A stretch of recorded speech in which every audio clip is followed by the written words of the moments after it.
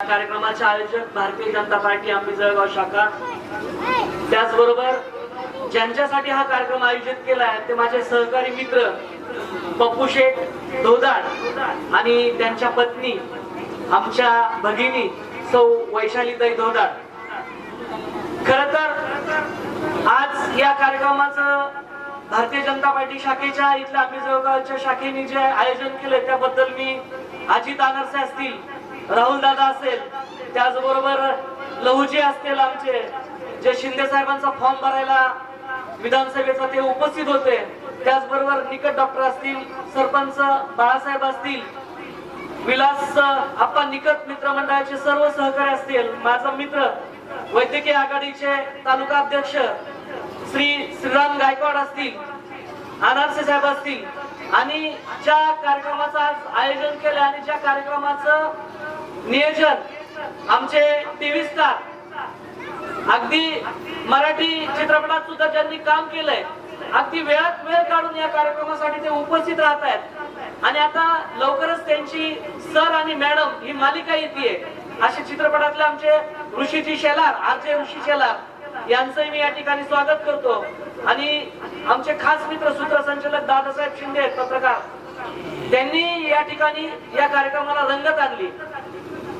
खरं तर भारतीय जनता पार्टी आणि महायुती सरकार महिलांचा ज्या पद्धतीने सन्मान केलाय त्याच पद्धतीनं या ठिकाणी आमचे पप्पू शेठ आणि वैशालीताई ते पण सन्मान करायचा प्रयत्न करतायत आणि त्यांची सुरुवात आहे। खरं तर एक माध्यम आहे तुमच्यापर्यंत पोहोचायचं, मी जास्त वेळ घेणार नाही कारण ऋषीजी शेलार खेळ पैठणीचा आणि तुमच्यामध्ये जास्त वेळ आम्ही थांबणार नाही। पुरुष मंडळी, हा कार्यक्रम झाला की आम्ही बाजूला जाणार आहेत आणि खरा कार्यक्रम तुमचा आहे। पण भारतीय जनता पार्टी आणि या विभागाचे आपले महाराष्ट्राचे विधान परिषदेचे जे सभापती आहेत आमचे नेते रामजी शिंदे साहेब यांच्या माध्यमातून आपल्या प्रत्येक महिलेच्या खात्यावर लाडकी बहीण, मुख्यमंत्री लाडकी बहीण योजनेच्या माध्यमातून आपण सक्षम व्हायला सुरुवात झालेली आहे। खरं तर आज तुमचं खातं तयार झालंय, त्या खात्यावर महिन्याला 1,500 रुपये जमा होत आहेत। ही मदत जी आहे ती खऱ्या अर्थानं महिला सक्षम करण्याची माहिती सरकारची योजना आहे। म्हणजे आज तुम्हाला कुणाच्या पुढे जास्त हात पसरवायची वेळ येत नाही। हे जे माहिती सरकारचं धोरण आहे महिला सक्षमीकरणाचं, त्या धोरणाच्या अंतर्गत आज आमच्या पप्पू शेठ यांची जी मंडळी वैशालीताई हिला सुद्धा सक्षम करण्यासाठी आज पप्पू शेठ धोदाड यांनी घराच्या बाहेर काढले। कांद्याची लागवड असन, शेतातलं काम असन, घरातला स्वयंपाक असन, याच्या पुढे न जाणारी स्त्री आज खऱ्या अर्थानं या ठिकाणी बसलीये, त्या तुमच्या समोर बसलीये आणि पेटाल्या माझ्या ज्या बहिणी आहेत त्या भगिनी, खरं सांगतो तुम्हाला आमच्या फेट्यापेक्षा तुमचा फेटा खूप सुंदर दिसतोय। आमच्या बहिणी खऱ्या अर्थानं तुम्हाला फेटा शोधतोय। हा फेटा इथल्या प्रत्येक महिलेच्या डोक्यावर जर बसवायचा असेल तर भविष्यात आपल्याला एखादी सर्वसामान्य स्त्रीच्या पाठीमागं, सर्वसामान्य घराच्या पाठीमागं, सर्वसामान्य कार्यकर्त्याच्या पप्पू शेठच्या मागं आपल्याला उभा राहावं लागेल। कारण आपण राजकारणात चेहरे प्रत्येक वेळी तेच पाहतो। आपल्याला काहीतरी बदल पाहिजे, आपल्या घरातला माणूस पाहिजे, आपल्या घरातला उमेदवार पाहिजे आणि तो खऱ्या अर्थानं लढणारा पाहिजे। पप्पू शेठ धोदाडची ओळख तुम्हाला यापेक्षा वेगळी सांगतो, तुम्ही इथल्या सगळ्या शेतकरी महिला आहात।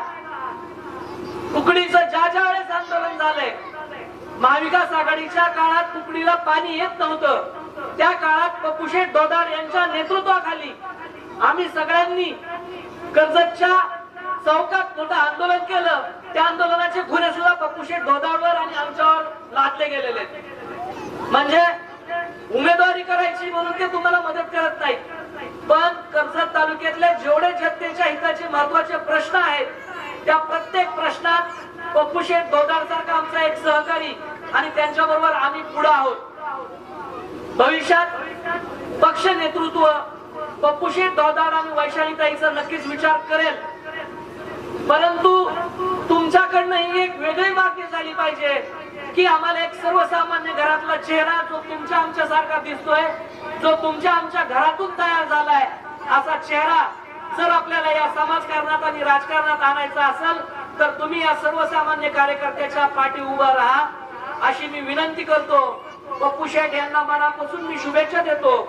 माझे सहकारी गणेश पालवे आहेत, बाळासाहेब लोणे सारखे चळवळीतले कार्यकर्ते आहेत, लहुजी सारखा कार्यकर्ता आहे, श्रीराम आहेत, आनंद साहेब आणि अडचूळ आहे. हे सर्व कार्यकर्ते सर्वसामान्य घरातले आहेत आणि यांना न्याय देण्यासाठी यांच्या पाठीमागे उभा राहण्यासाठी आपण महिलांनी या रणरागिणींनी नक्कीच पाठिंबा द्यावा अशी मी विनंती करतो.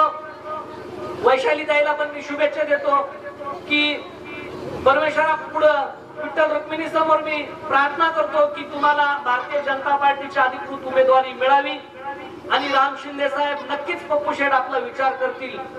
निष्ठावंताच्या गटातून सगळ्यात पहिली उमेदवारी ही तुमच्या घरात यावी अशी मी या ठिकाणी शुभेच्छा व्यक्त करतो. थांबतो. जय हिंद, जय महाराष्ट्र.